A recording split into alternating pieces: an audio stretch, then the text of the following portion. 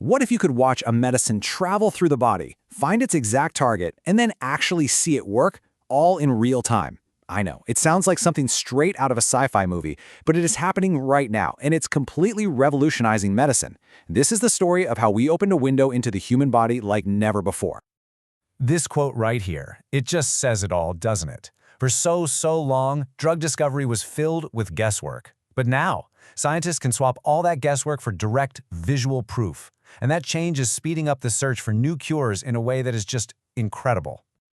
You know, for the longest time, this is exactly what it felt like. Researchers would spend years designing a drug, they'd give it to a test subject, and then, well, they'd just have to wait and hope for the best. They were basically working blindfolded, relying on these really indirect clues to figure out if the medicine was doing anything at all. So this was the huge challenge, what everyone called the black box problem. You can measure what you put in and what eventually came out, but that whole critical process, all the billions of interactions happening inside a living, breathing body, that was a total mystery. And it all kind of boils down to this, right? How can you possibly fix a problem that you can't even see? It's almost impossible to make a drug better or safer if you can't directly observe what it's doing. This fundamental issue is what really drove the search for a better way. And that search, well, it led to this amazing evolution in imaging tech. We didn't just get a tiny peek inside. We got this progressively clearer, more powerful view with every single innovation. It really happened in 3 big leaps. So first, you had structural imaging. Think of an X-ray. It's basically a static map of your bones and organs. Then came functional imaging, which could show processes like blood flow, kind of like a basic traffic report for the body. But the real game changer, that's molecular imaging. This is like going from a blurry map to a live, interactive GPS that tracks individual cars, or in this case, individual molecules. A key piece of tech that makes this all possible is called PET, or Positron Emission Tomography.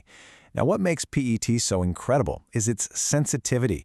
It's just off the charts. It can spot tiny amounts of a special tracer molecule, letting scientists see biological processes at concentrations that used to be completely invisible.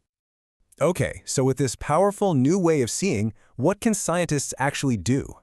Well, for the first time, they can start answering the most important questions in drug development, and it can do it with direct visual evidence.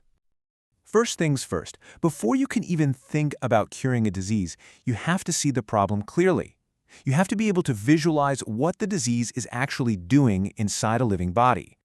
And just look at this. It's a stunning example of what that means. On the left, you see a healthy brain lighting up in response to a stimulus. See those bright colors? That's activity. But on the right, after a stroke, that entire response is just gone.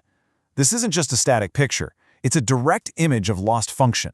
It gives researchers a precise, glowing target to aim their treatments at. Okay, so you've got your new drug candidate. You administer it. The next massive question is, where does it go? Does it actually get to the organ it's supposed to, or does it end up somewhere it could cause problems? And boom, this PET scan gives us the answer. Here, scientists tagged an antifungal drug and then just watched its journey through a patient. You can see exactly where it builds up, in the brain, the heart, the liver. This incredibly detailed map, called biodistribution, is absolutely critical for understanding if a drug will work and what its side effects might be. But here it is, the million-dollar question. The drug might get to the right neighborhood, right, the right organ. But is it actually knocking on the right door?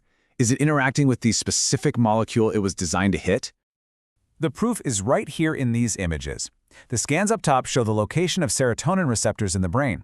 The scans on the bottom, that's after the patient took a dose of an antipsychotic drug. See that massive change in the signal? That's not just a pretty color change. That is visual, undeniable proof that the drug is physically sitting on those receptors. It found its target. So you're probably wondering, how on earth is this possible? It really does feel like magic. But the real secret sauce, it isn't just in the big scanners. It's in the tiny molecular spies we send into the body. These are called imaging probes. There are a couple main strategies here. Targeted probes are basically like little molecular keys designed to fit one specific lock on a cell. But the next level is even cooler. These are called activatable or smart probes. Think of them as tiny secret agents. They're designed to be completely off or dark until they find their target. Then, when they interact with something specific, like a tumor enzyme, they get switched on and start glowing like crazy, giving off a super bright signal with almost no background noise. And this is the power of those smart probes in action. On the left, you can see a tumor glowing bright yellow, lit up by a probe that's been activated by a cancer enzyme. That on the right, that's the same mouse after being treated with a drug designed to block that exact enzyme. The glow is just gone. We are literally watching the drug shut down the tumor at a molecular level. It's amazing. So let's pull back for a second. What's the big picture here? What does all of this mean for the future of medicine? Well, finally being able to open up that black box and see clearly inside the body has some pretty profound implications. The impact is just huge. The whole drug development process gets faster, way more efficient. We get proof that a therapy is actually working much, much earlier, and we can zero in on the perfect dose. And this is really important. It also leads to more humane science. Instead of using dozens of animals for one study, we can now follow the disease and the treatment over time in a single animal. This gives us better data and uses far fewer resources. It's a win-win. Now, of course, it's not all smooth sailing just yet. There are still hurdles. These new techniques need to be fully validated for regulatory agencies. We definitely need to develop a much bigger library of these smart molecular probes, and getting the probes themselves approved can be a really long process, but the momentum is absolutely there. Ultimately, we've gone from just stumbling around in the dark to navigating with a precise molecular-level GPS.